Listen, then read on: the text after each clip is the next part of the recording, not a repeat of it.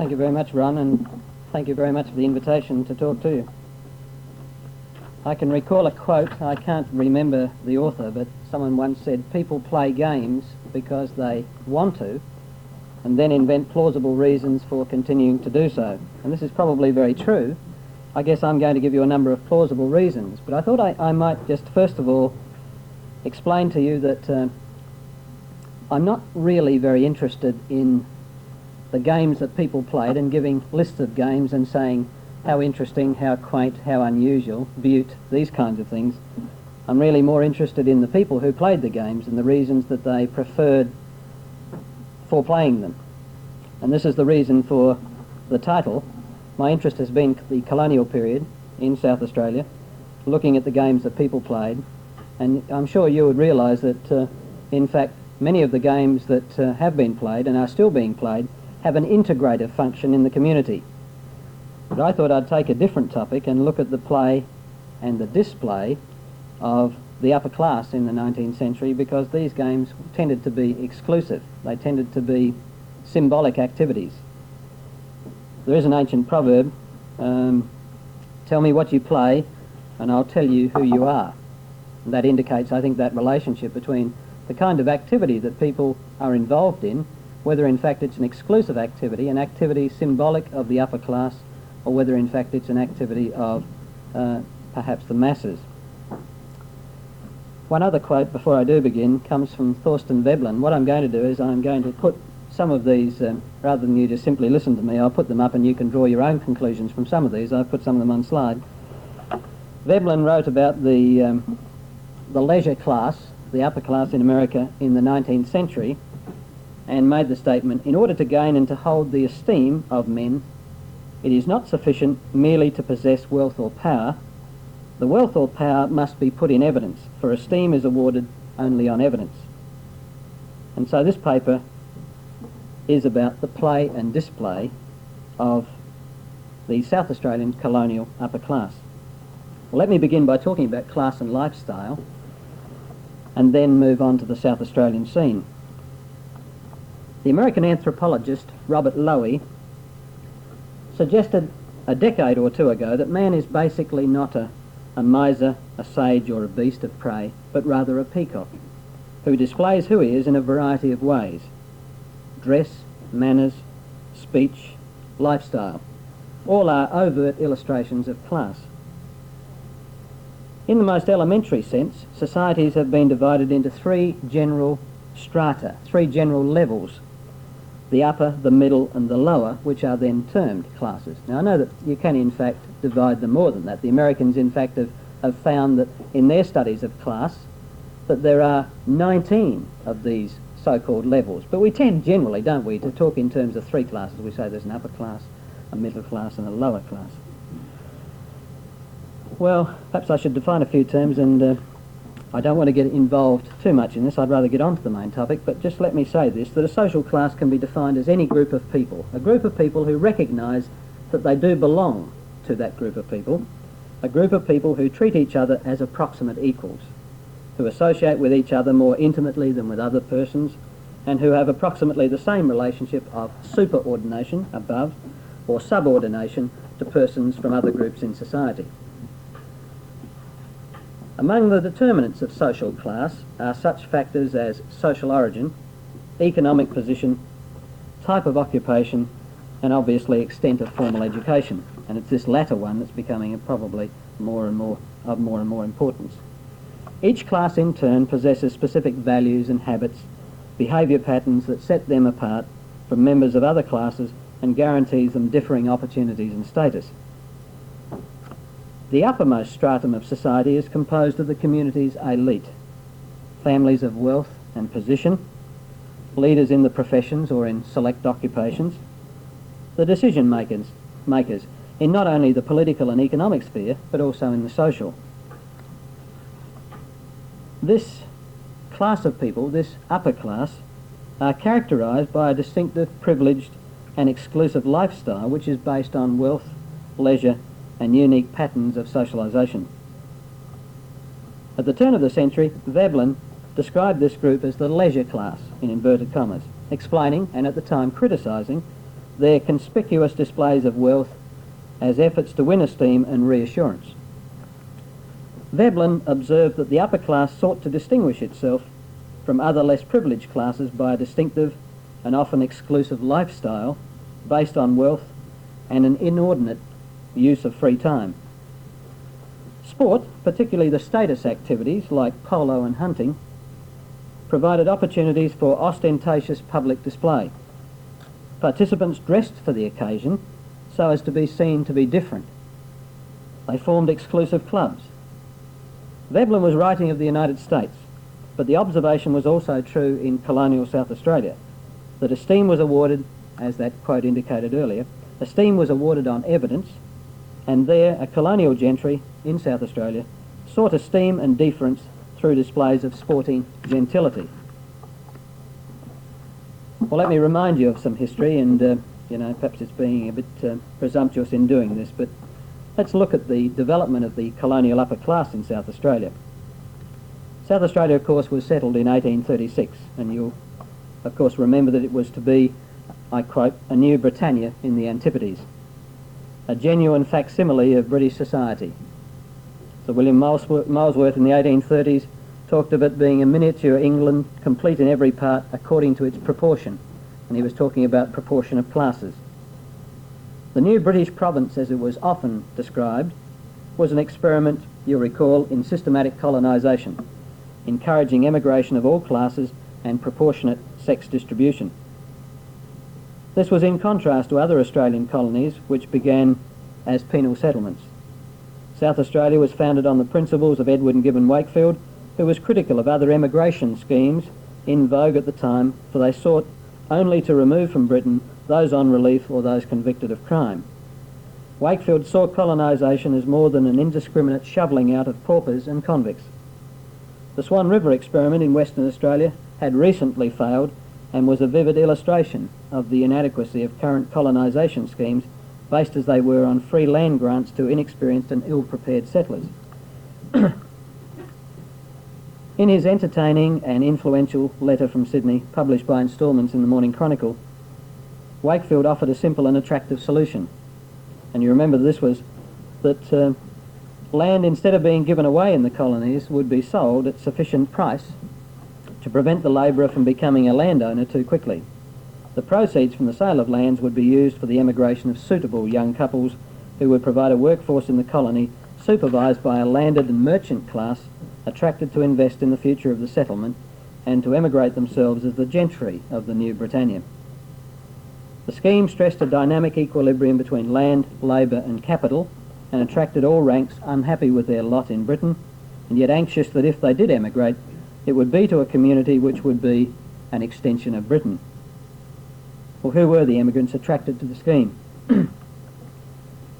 South Australia was publicised in Britain as a promising, advantageous settlement for the sober, industrious and religious emigrant. An emigration pamphlet, The Great Southland, issued in 1836, demanded of those labourers seeking free passage to the colony, I quote, "No idlers, no drunkards, but steady, sober men, not ashamed to live by the sweat of their brows." The document predicted that they could not fail to become independent in a few years. The assisted emigrants, or poor persons, as they were termed by the Colonisation Commission, were not to exceed the age of 30, with the two sexes in equal proportion. The establishment of the new colony was widely reported in the nonconformist press in Britain, especially the fact that the new settlement was to be based entirely on the voluntary principle and that there would be no established church. In retrospect, it would seem that South Australia attracted young, self-consciously Christian families as assisted emigrants and as members of the so-called lower orders.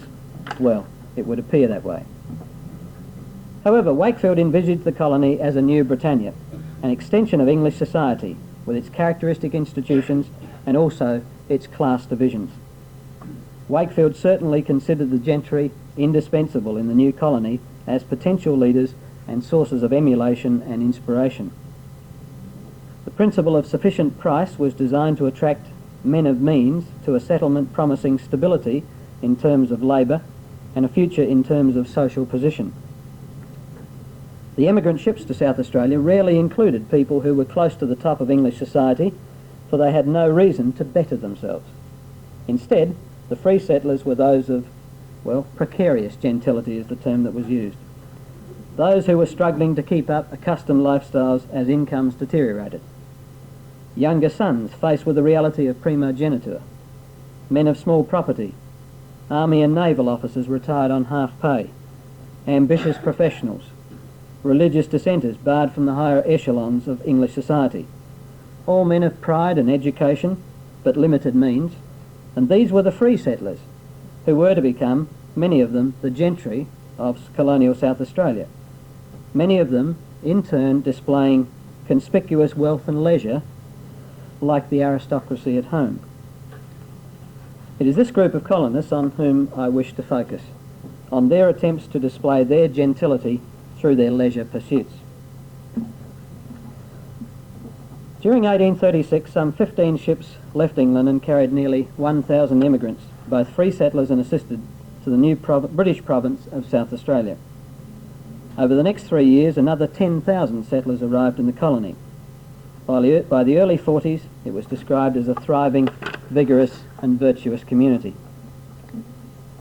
Such social stratification as there was in colonial South Australia emerged slowly, but by the 50s, Adelaide resembled an English provincial town, and lifestyles in accord with class status became visibly clear. Social distinctions were difficult to maintain while all were engaged in, quote, taming the wilderness and securing a living.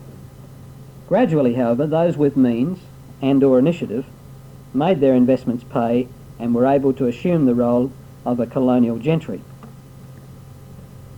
Early attempts at gentility appear absurd in retrospect, as colonists of the, as they describe themselves, the superior class, sought to reassure themselves and others, and it seems that it was mainly to reassure themselves, that they really were the gentry in the new colony. They gave formal dinner parties in thatched wooden cottages and attended receptions in the hut known as Government House. North Terrace became their promenade, where they could walk and interact with each other after the heat of the day. Seems appropriate today. But it was simply a dirt thoroughfare, made significant only by the fact that the government offices were located there within sight of the River Torrens and Government House. The fancy parasols, while they shaded soft English complexions from the harsh tropical sun, seemed incongruous in the wilderness, and the cravats and heavy dark English clothing looked ridiculous on hot, perspiring South Australians. Still, the colonists who emigrated in hope of better things believed in their view of South Australia as a new Britannia in the Antipodes, and sought to actualise their image of a colony in the likeness of the mother country. Sure, there were problems, and the reality never quite matched the ideal, particularly in the early years of the settlement. For example, a hunt club, the first in the Australian colonies, was in existence by the 40s, but the fox was not native to the new land, and as you know, the colonial gentry had to make do with a drag, or chasing kangaroos, or chasing wild dogs.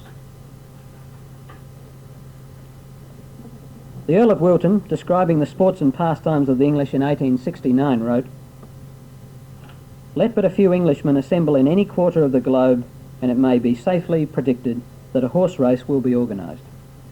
Such was the case in South Australia. Within a year of settlement, the first Adelaide races, organised by leading colonists, in inverted commas, was held on the extensive plains west of the new town. Rather lovely watercolour of the Theberton area of Adelaide, painted by John Skipper in 1840. However, while they called their horse races the Derby and the St Leger after their counterparts in England, this could not hide the fact that initially many of the races were between rather homely hacks, ridden by, as it has been described, by disguised farm lads. And there's a sketch, S.T. Gill, the Adelaide Racecourse, 1845. The grandstand, it's interesting that it was a canvas wooden structure. The upper class were elevated above their lowers by the area, by going up into the area above. The bar was below. Seems to be a traditional thing about grandstands and so on. But in the 1850s, that particular type of stand collapsed, with the upper class being distributed among the lower class.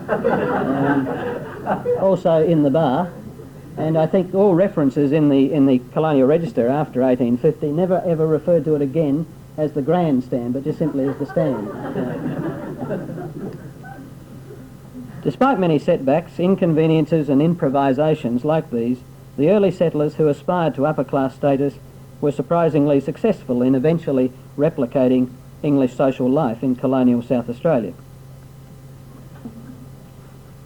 The three major enterprises of the colony, as you know, were agriculture, mining and grazing, and the new gentry were those of capital and initiative who made their fortunes in these endeavours. Their wealth brought them status, reputation and a lifestyle which confirmed their station. During the latter half of the 19th century, they were able to consolidate their position as an elite through further accumulation and displays of wealth and influence. They built substantial homes, often employing a London architect to design them, and lived the leisured life of English gentry, occupying their time with balls, hunts, coursing and race meets. The houses of the gentry surrounded Adelaide. Most were located on the slopes of the foothills overlooking an east of Adelaide,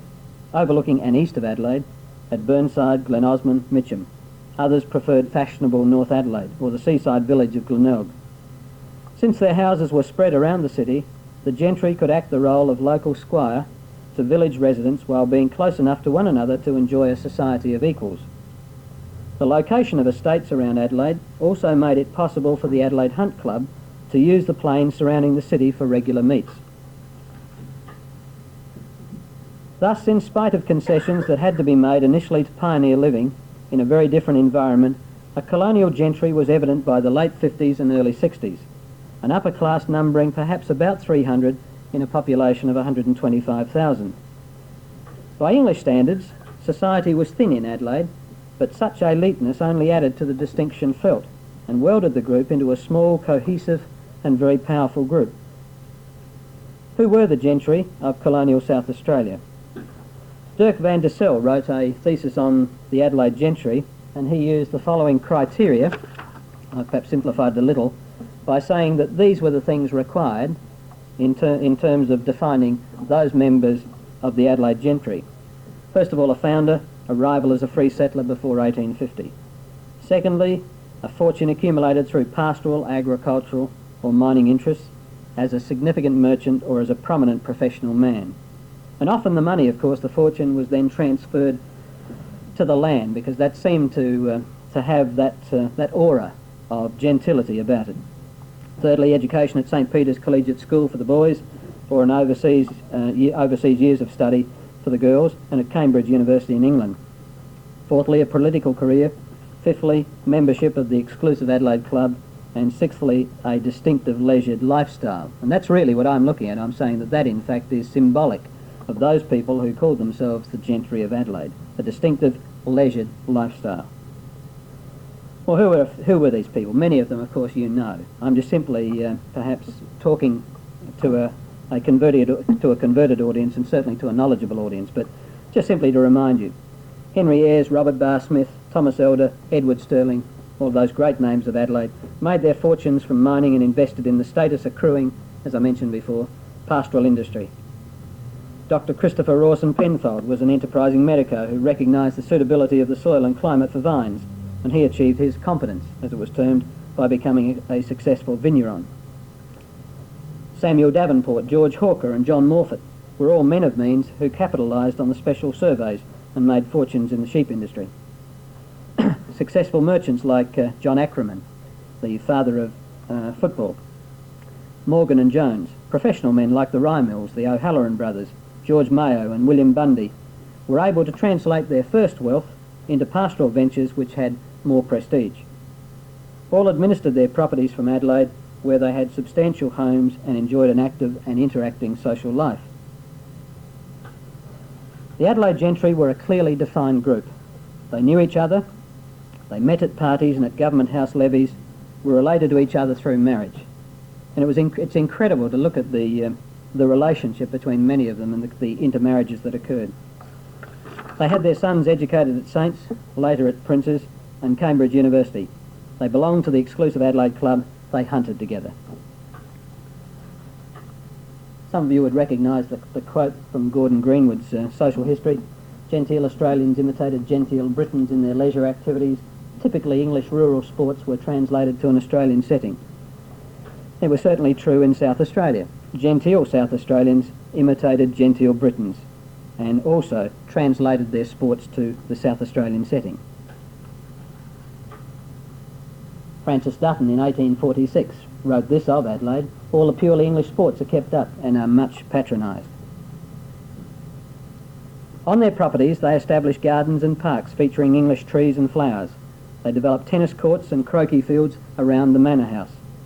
Few of the great houses of the Adelaide gentry did not possess a carefully manicured lawn for croquet. Described as, I quote, "a most infectious amusement among the upper classes in the 60s, expensive sets of balls and mallets were imported from England. Wire wickets on a smooth expanse of lawn adjoining a house were symbols of the status of the owner." When tennis became the fashion in the late 70s, Adelaide society adopted the English game and converted the croquet lawn to a court. Inside their homes boasted rooms for billiards and dancing. In the absence of proper game, the new gentry imported the fox, the rabbit, the sparrow to provide quarry for the sportsmen. Fallow deer roamed some of the estates to be used for the Adelaide hunt. Not only were packs of hounds kept on a number of the large estates, but also stables of polo ponies imported from India, so that the colonial gentry were able to realise their ambition of recreating the life of an English gentleman. Weber, Veblen and Warner all agree that while wealth is one source of prestige, it needs to be transformed into consumptive behaviour, or a style of life appropriate to the new wealth. Prestige tends to be bestowed on such behaviour, such display, rather than income. For, again I quote, remember that first quote, "Only that which can be seen can be judged."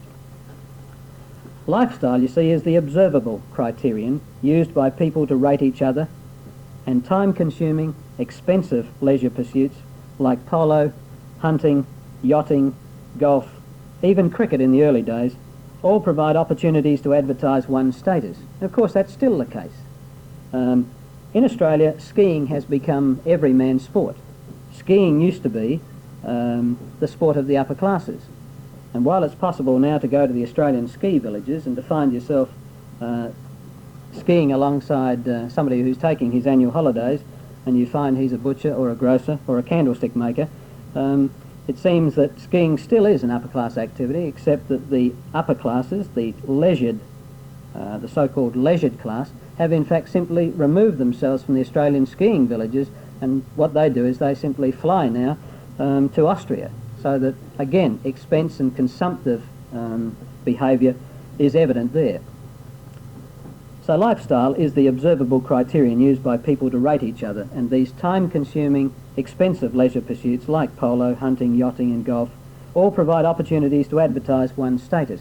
And certainly in the 19th century this was true, because it was required also for people to wear a uniform, to wear characteristic dress for these sports. The upper class in colonial Adelaide, the new gentry, played expensively at their own exclusive sports, in their own exclusive dress. And these were the clubs that they formed. All of them rather exclusive clubs. Some of them I'll mention as I go through, as I continue talking. But you notice the Turf Club, very early, 1838, the London Cricket Club, which became the South Australian Cricket Club, the Adelaide Hunt Club, 1840, Archery Club, 1840s, and so on. The two leading men in Adelaide society were Thomas Elder and Robert Barr Smith. Related by marriage, Barr Smith had married Joanna Elder. They were also partners in the wool-broking and shipping business of Elder Smith and Company. They had added to their wealth through mining and pastoral investments. Both established large estates just outside the city, Elder at Birksgate, Glen Osmond, and Barr Smith at Torrens Park, Mitcham. Just as they were the two leading men in the financial and business world of colonial South Australia, their homes reflected their place in Adelaide society. Birksgate and Torrens Park were two splendid examples of the great houses of the colonial gentry. Elder purchased Birksgate in the 60s and transformed it during the next 30 years into a fine English manor. A theatre and a ballroom capable of accommodating several hundred people was an integral part of the mansion. The house possessed a commanding view of the Adelaide Plain and Gulf which could be enjoyed by visitors attending a ball or participating in the garden sports of croquet or tennis. Elder employed 12 men to care for his estate, which included a zoo of rare poultry, elk, deer, one of which was occasionally released for the hunt, wallabies, wombats, emus and kangaroo. Since there was no public park or reserve at Glen Osmond at that time, Elder, playing the role of the local squire, provided the local cricket club with a playing field on his property. And many of you would know that that was also done at Kapunda. Termed a strong supporter of manly sports, Elder imported some splendid horses from England, including the highly regarded thoroughbred Gang Forward. He occupied a leading position on the turf, no other owner commanding greater respect in the latter years of the 19th century. Elder's stud at Morfettville was famous Australia-wide and was responsible for a genuine improvement of South Australian bloodstock. Many of Elder's racehorses were successful not only on the Adelaide courses but also in the other colonial capitals, including Melbourne. Elder donated the land for a racecourse at Morfettville and the trophy for the Adelaide Cup. He was president of the Adelaide Hunt Club, a vice president of the South Australian Cricket Association and commodore of the Colonial Yacht Club. Elder's 42-ton cutter, Edith, one of the mainstays of the South Australian Yacht Club, had originally been built for Sir James Ferguson, governor of the colony. When Sir Thomas Elder died in 1897, he was remembered by the press as, and I quote, the ideal of an old English gentleman. He was a merchant prince, a captain of industry, one of the pastoral kings, of course, of the day. Sir Robert Barr Smith purchased Torrens Park, named after its original owner, Sir Robert Torrens, in the 70s, and after extensive modifications it became a centre of social life in the colony. The Torrens Park balls were major events of the Adelaide social calendar. Although built on a smaller scale than Birksgate, the mansion still possessed many of the same features: ballroom, theatre, conservatory, billiard room, croquet lawn. Like his brother-in-law, Barr Smith was patron and president of the Hunt Club and vice president of the South Australian Cricket Association. He was also patron of the Amateur Athletic Club. Sir Robert played in the first polo game conducted in South Australia. Sir Lancelot Sterling had just returned to the colony from Cambridge, where he had taken degrees in arts and law, and he brought with him polo sticks and an enthusiasm for the game. The match was played at the foot of Montefiore Hill in 1876 and included, besides Barr Smith and Sterling, William Horne, who was instrumental in forming the Adelaide Polo Club in 1879. Some of the early games of polo were played at the garden parties of the Adelaide gentry, at Lyndon, the Burnside home of Alexander Hay, at Sterling's estate in Strathalbyn, and of course at Birksgate. Games were regularly held on the Adelaide racecourse in the 80s and attracted large audiences of Adelaide's elite. Polo was an aristocratic sport, having been introduced into England from India in 1869 by returning cavalry officers. By the early 70s, Hurlingham, which was originally a pigeon shooting resort of the British nobility, had become the headquarters of the game, and South Australians adopted the rules of that association. Player lists of the 70s and 80s in South Australia include names like Hawker, Bowman, Hart, Barr Smith, Hay, Sterling and Horne, all members of Adelaide society, and quite often participants played in polo matches after completion of a hunt and before, I quote, a select audience. George Hawker, father of one of Barr Smith's polo playing companions, was another patron of sport. George Hawker was a patron of the turf, an owner of racehorses and a steward of the South Australian Jockey Club. The Adelaide Archery Club held occasional bow meets at his Medindi home, alternating with the grounds of Government House and their home field in the grounds of St Peter's College. The North Adelaide Cycling Club also found in George Hawker a generous and enthusiastic patron. And there is George Hawker in the middle of that rather grand-looking group. Well, the early photographs indicate the upper class member centre stage in the middle of the photographs, and by the end of the period that I'm talking about, the 1890s, the involvement of people in sport has spread far more widely to people of the middle classes and the lower classes, and for reasons which I'll explain in a moment, the upper class have become less involved in many of these activities, and they've moved in fact to the side of the stage. And a lot of the photographs, just simply evidence of looking at photographs, you find them centre stage in the early photographs and off to the side towards the end of the century. And again, as I say, I'll explain that at the end. I've included John Newman to talk about. Sue Marsden has included some comments about John Newman, who was a very prominent, of course, member of the elite in the Woodville district. But John Newman was another member of the Hamley Gun Club, this rather exclusive gun club, restricted to 20 members of the upper strata. He was a well-known member of the sporting gentry of colonial South Australia. He arrived at Port Adelaide in 1838 and operated a successful shipping business there. He built a gentleman's residence, which he has described more than adequately, at Woodville, halfway between his city office and the port. Newman had attended Eton College in England and called his mansion the Brockers after the playing field of that name on the banks of the Thames. And as she pointed out, he even flew the Eton flag from the tower of his house. Certainly Newman was responsible for importing deer for the use of the Adelaide Hunt Club, which met at his and other great houses during the season. Newman was a typical member of the Adelaide gentry, the Englishman of education and initiative who had ventured out to the colony, worked hard and had prospered. Like his neighbours at Woodville, Simpson of Tenterden, Sir Robert Torrens of St Clair and the retired pastoralist John Bristow Hughes, Newman became actively involved with the community in which he lived. He was patron of the local church and the local cricket club. Port Adelaide regatta advertisements usually listed his name as one of the organising committee. And when he died in 1873, as she pointed out, at the age of 62, the vessels in the harbour lowered their flags to half-mast, and the Portonian, you remember, recognised his role as one of the sporting gentry by publishing the following sketch. And this sketch, which is rather reminiscent of some of the sporting sketches and cartoons in England. John Newman in the centre, cradling his gun very much like a mace, sitting on his throne, his subjects, his dogs and animals at his feet, and then the various activities that he was involved in, reading perhaps clockwise from right to left, shooting. Sue's included some rather interesting rumours about him having introduced sparrows and so on, much to the chagrin of the local farmers to the Woodville district. Coursing, the hunt, and the heading at the top, Floriat Etona. Hunting was a symbolic activity of the leisure class in Adelaide as it was in England. There's no doubt about that. This is a rather interesting painting. It was came from a series, I think a series of 4, painted by S.T. Gill. That's the reed beds, the Lockleys area that you can see in the background, and the traditional huntsman. It was meant to describe one of the seasons, and he picked a characteristic activity to describe one of the 4 seasons, and in fact used hunting as the activity. And that was painted in 1847.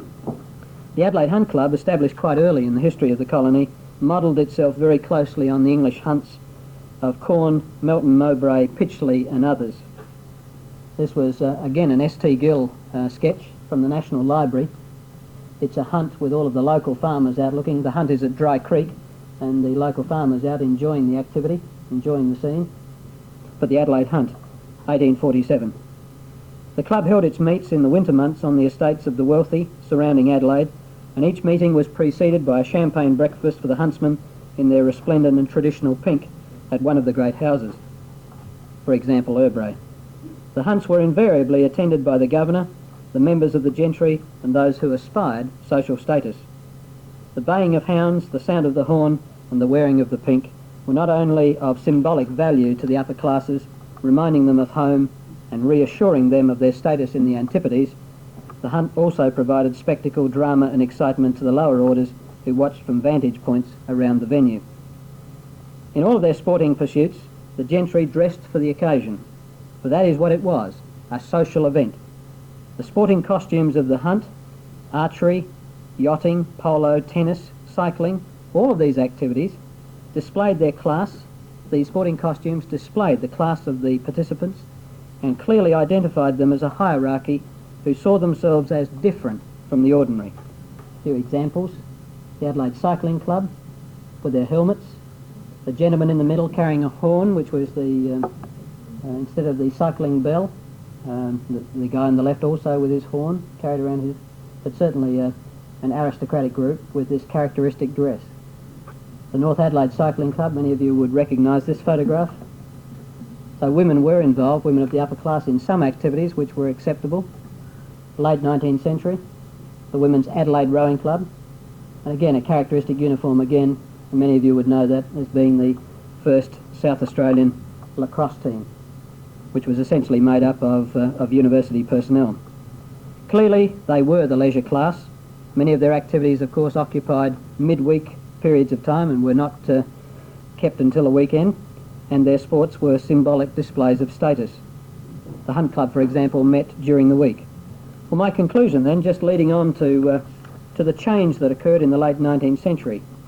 The leading colonists, as they were referred to in the press of the day and as they referred to themselves, were initially successful in recreating their Britannia in the Antipodes.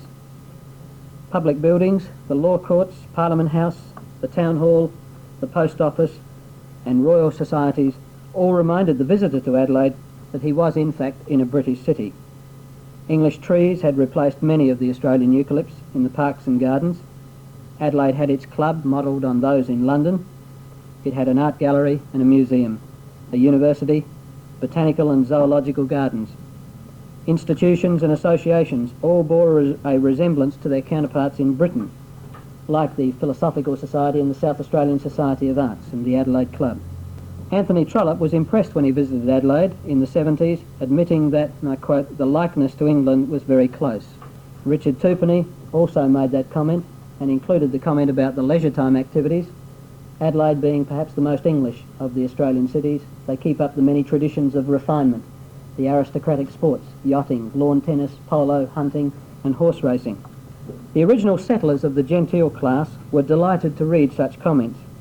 They had been determined to recreate an England under southern skies. Trollope had suggested in another text that if historians were to estimate and I quote, to estimate the propagandist influence and assimilative force of an imperial nation, they would be traced not in the laws and institutions, but in the social tastes, fashions and public amusements. England's influence would be seen, he said, not so much in the imitation of representative institutions, but in the reproduction of national pastimes such as hunting, horse riding and cricket. This was certainly true of colonial South Australia. However, while the displays of wealth and leisure time via sport were conspicuously aristocratic and British, the lower orders were not impressed. They enjoyed the colourful backdrop of the gentry at play in a spirit at first of toleration, but later this feeling gave way to amusement or indifference as the efforts of the colonial gentry to emulate the aristocracy in England became somewhat strained.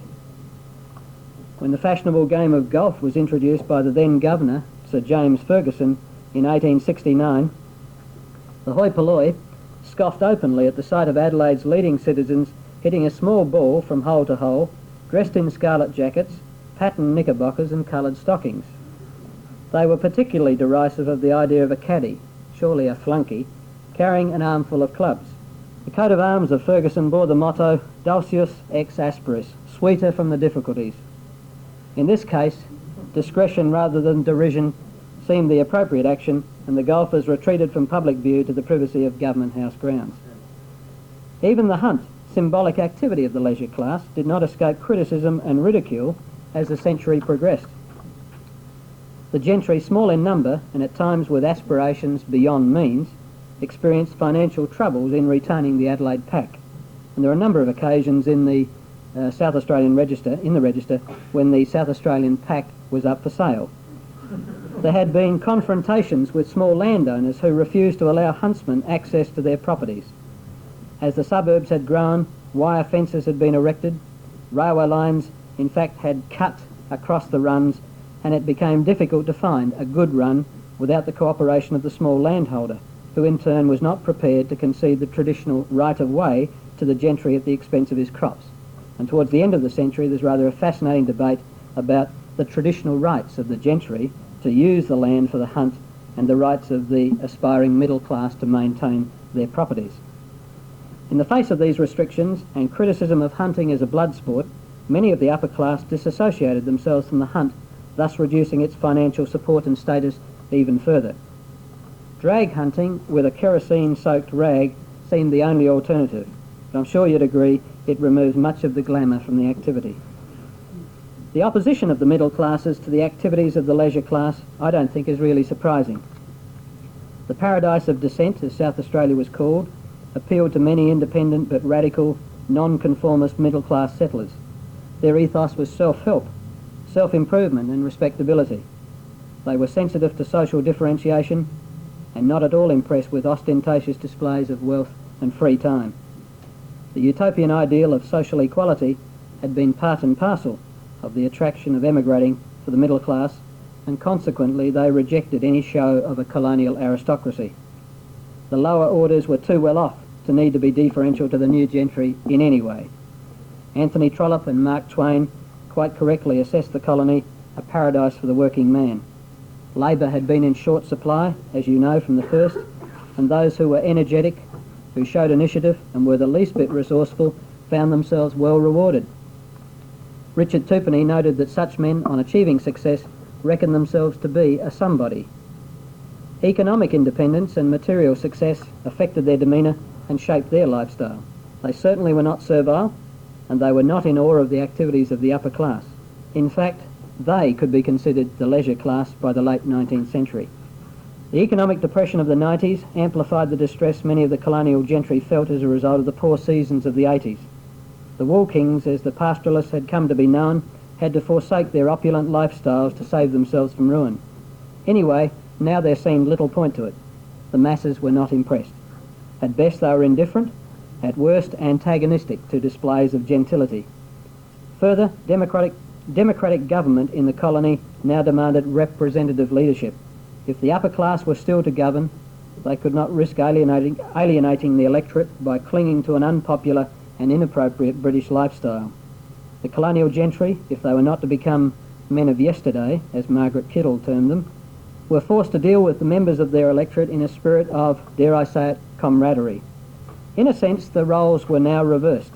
The working class lived the leisured life as the player, for they had the Saturday half-holiday since 1856, the 8-hour day since 1873, Wednesday early closing, trams and trains linking suburbs with representative community sporting teams participating in the national pastimes of football and cricket. The sporting members of the gentry either retired from public view to their tennis courts or golf clubs, or if they aspired to public office, they now served their electorate by patronage of community sporting associations. As I suggested, in a sense their roles were now reversed.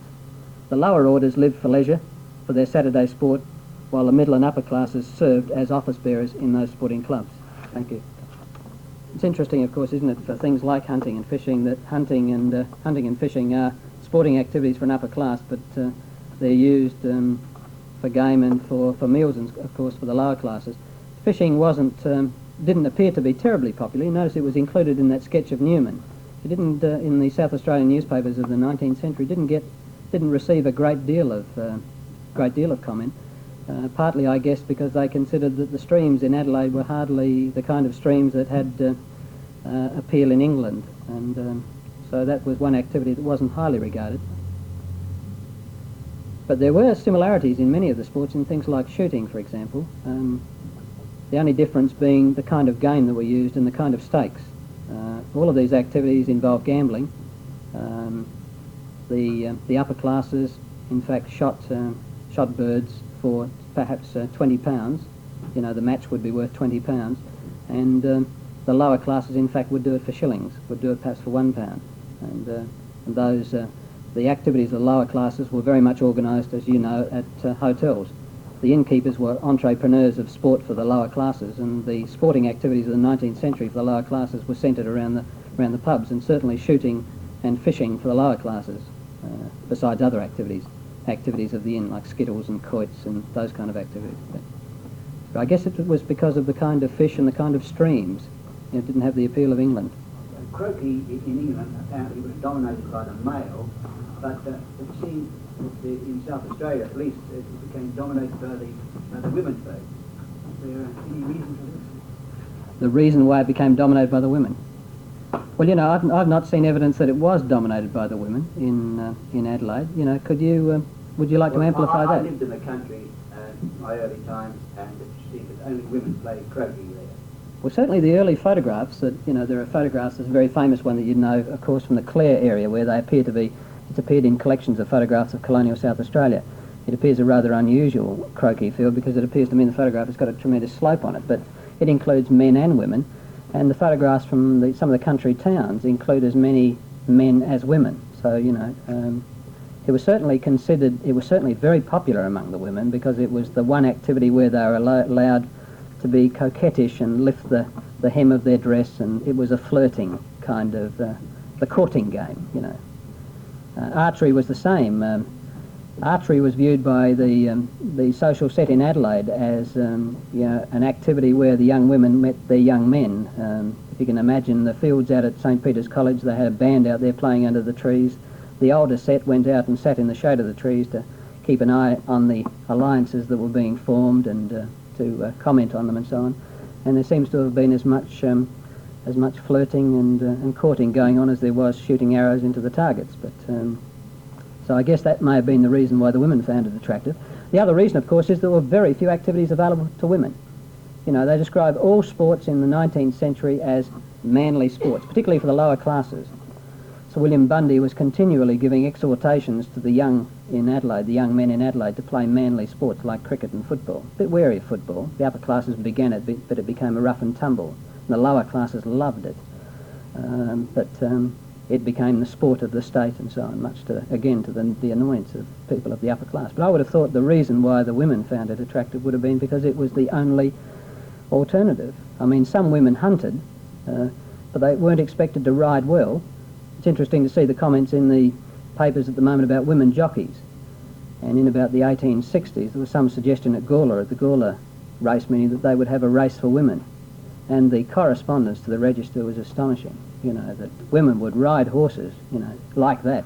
I mean, they may in fact fall off a horse, and that may give the men and some unsightly view of the women, and you know, it just wasn't at all seemly, and so they squashed the whole idea. In fact, there was an editorial, a very stern editorial in the Register, putting down the organisers. You know, what right did they have to suggest such an activity? So my guess is that probably croquet had that appeal for women because they had very few activities.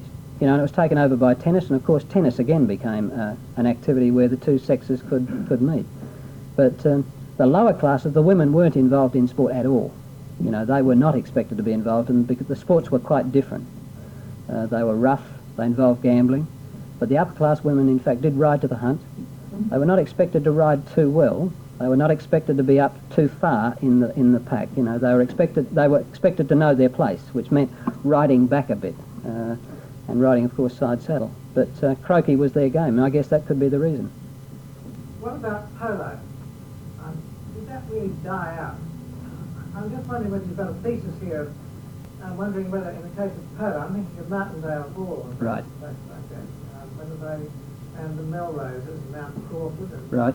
Did it really die out in the 1890s? Not in the country. You're right about Well, you're right about picking those particular estates too, because they were, of course, very famous for polo and for the hunt, but particularly for polo. And polo continued well into the 20th century in those areas.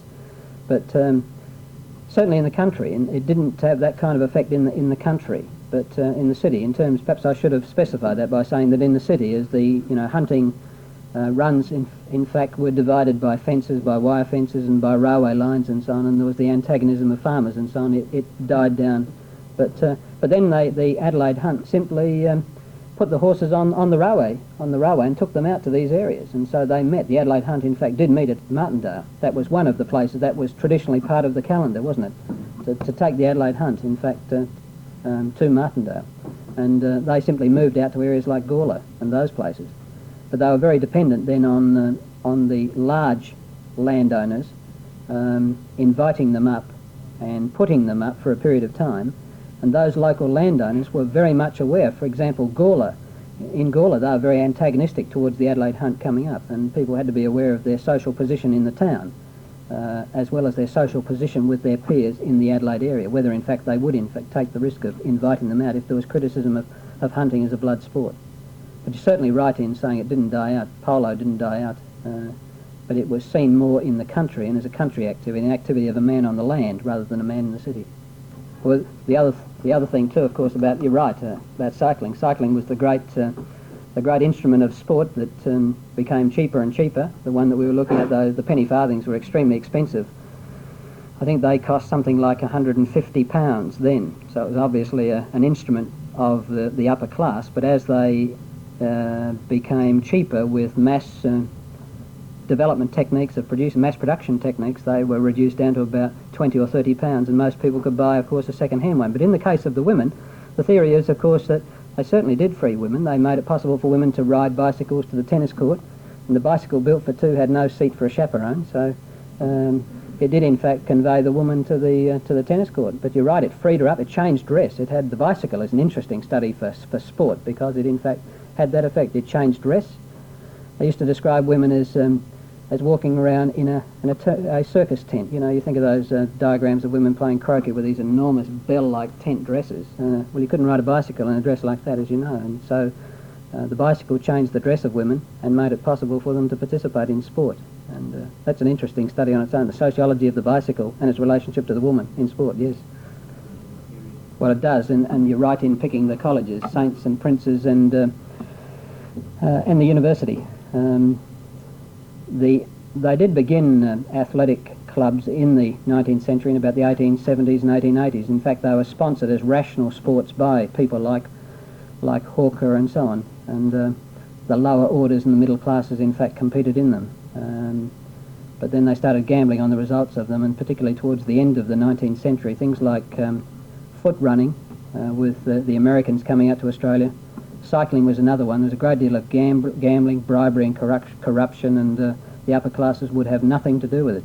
When the Port Adelaide Athletic Club was formed, I think in about the 1870s or the 1880s, I forget the date, the Adelaide Athletic Club, which had been very much made up of the Adelaide social set and the upper classes, condemned it immediately because they had bookmakers on the fields, and they really gave it away. But they, through the press and through an editorial, gave the Port Adelaide Club a good talking to. They dismissed the bookmakers from the fields, and made it pure again. But essentially, track and field athletics in the 19th century was an activity where skill was involved of the colleges, Saints and Princes and university.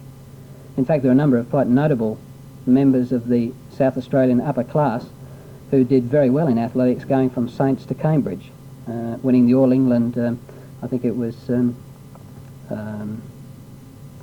I've just forgotten the name, but one of the South Australians in fact won the All England hurdling championship. But there are a number of them that were significant in track and field in England. Well, they proved it for themselves, but not for the lower orders. They didn't have the money to waste. The upper classes gambled, but they frowned on the activities of the lower orders. Lawn bowls certainly goes back to being played. Along, you can think of people like Drake and so on. It's an English activity. I've seen references to it, but not a lot of references to it in South Australia, so it's something I'd need to chase up. I really haven't got very much evidence of much lawn bowling. My guess is the very real problem of maintaining lawns in South Australia in the heat. The kind of lawns that where people play tennis on and so on required tremendous upkeep, because of course they were cut with scythes and things like that to maintain a flat, even surface, and they were the kind of things that were in those open spaces as you drive out to Medindi and you see the large homes and you see those big spaces on the side. My guess is that that's where the croquet courts were and the tennis courts were. Some of them still are. But no, I can't really give you much background for that. There are illustrations certainly of bowls being played. Bowling was popular in Australia in the 19th century, and again with the upper class, yes.